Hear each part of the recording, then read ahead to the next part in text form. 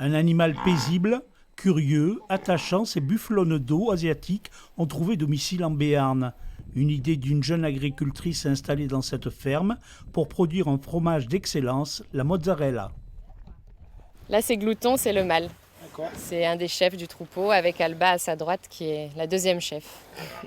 Pour faire de la bonne mozzarella, il faut, à mon avis, le bonheur des bufflonnes, c'est-à-dire qu'elles se sentent dans un environnement naturel, qu'on les force à pas grand-chose. D'ailleurs, on n'y arrive pas, parce qu'elles sont très caractérielles, donc il faut vraiment travailler ensemble.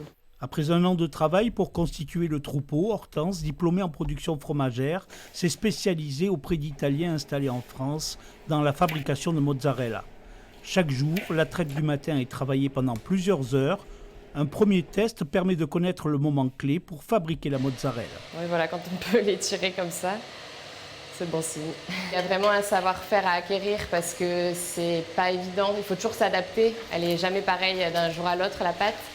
Et comme c'est très chaud, on le fait avec des grandes spatules et on y met un peu les mains, mais entre deux, on refroidit ses mains aussi parce qu'on se brûle en même temps.